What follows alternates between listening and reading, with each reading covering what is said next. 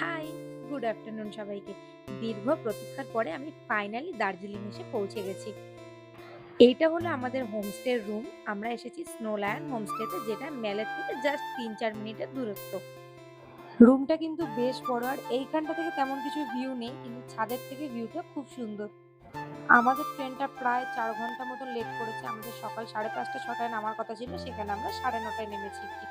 ট্রেনটা যেহেতু দেরি করেছে তাই জন্য এনজেপি নেমে আমাদের দার্জিলিং এ আসতেও প্রায় অনেকটাই লেট হয়ে গেছে। এখন বাজছে ওই দুপুর ১:৩০টা মতন। এসে ফটাফট স্নান করে বসে পড়েছি লাঞ্চ নিয়ে। লাঞ্চটা কিন্তু আমাদের এই হোমস্টের নয়, হোমস্টের দাদাটাকে দিয়ে বাইরে থেকে আনানো হয়েছে। প্রচন্ড খিদে পেয়ে গেছিল, কারণ সকাল থেকে তেমন কিছুই খাওয়া হয়নি। আর কালকে রাত্রে ট্রেনে এত মাথা যন্ত্রণা করছিল, একটুও ঘুমাতে পারিনি। তাই জন্য শরীরটা খারাপ লাগছিল, কখন ভাবছিলাম যে খেয়ে দিয়ে একটু রেস্ট নেব। আর সত্যি কথা বলতে কি, খিদের মুখে ডাল, আলু ভাজা আর গরম গরম ভাত দিয়ে যতটা টেস্টি লাগছিল, চিকেন দিয়েও কিন্তু অতটা টেস্টি লাগেনি। ভাত খেয়ে আর কোনো এনার্জি ছিল না, আমি সোজা একটা ঘুম দিয়ে দিয়েছিলাম। আর এখন বাজছে বিকেল ৫:৩০-৬টা মতো। এখন মেলে যাব বলে রেডি হচ্ছি। এই রুমটা আমার আরো পছন্দ হয়েছে, কারণ এই রুমটা ভিডিও করার জন্য বেশ ভালো লাইটিং ছিল। আমি এই প্যান্টটার সাথে পরার জন্য একটা অন্য টপ এনেছিলাম, কিন্তু টপটা পরে ভালো লাগছিল না বলে এই জন্য এই টপটা পরেছি।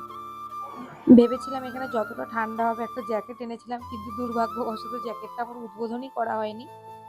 আর ম্যালের ওখানে আমি যতটা এক্সাইটমেন্ট নিয়ে গিয়েছিলাম, গিয়ে আমার ততটাই বিরক্তি লেগেছে।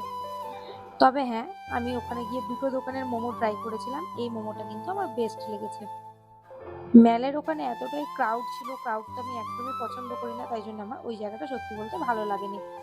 আর দেখো, এই সুন্দর সুন্দর পুচকুগুলো কিন্তু খুব সুইট। তবে হ্যাঁ, ওদের মধ্যে একটা জিনিস নোটিস করলাম, আমাদের এখানকার স্ট্রিট ডগরা যেমন ডাকলেই চলে আসে, ওরা কিন্তু ডাকলেই আসে না। আর দেখো, এখানে কিন্তু এক একটা পুচকু এক এক রকম দেখতে, তাই জন্য সবাইকে আমি ভিডিওর মধ্যে নেওয়ার চেষ্টা করেছি। আরো অনেক রকম সুন্দর সুন্দর ডগ দেখেছিলাম রাস্তায় যাওয়ার পথে, বাট সেগুলো গাড়িতে ছিলাম বলে চলন্ত গাড়ি থেকে ভিডিও করা হয়নি। এখানে প্রত্যেকটা দোকানেই কম বেশি এরকম কুকিজ বিক্রি হচ্ছিল, ভেবেছিলাম নেব, কিন্তু আমার ট্রলিতে একটুও জায়গা ছিল না বলে আমি এক্সট্রা কিছু নিইনি।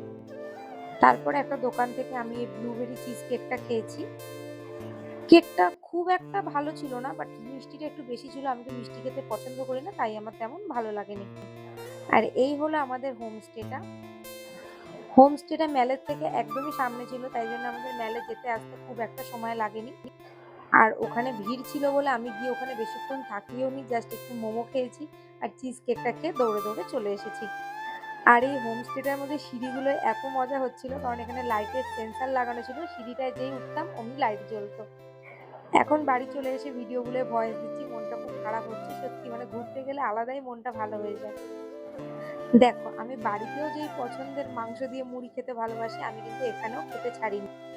খাওয়ার নষ্ট করা তো আমি একদমই পছন্দ করি না। দুপুরে ওই ভাত, ডাল, আলু ভাজাটা দিয়ে এতটাই তৃপ্তি করে খেয়েছি যে চিকেনটা বেঁচে গেছিল আর খাওয়া হয়নি।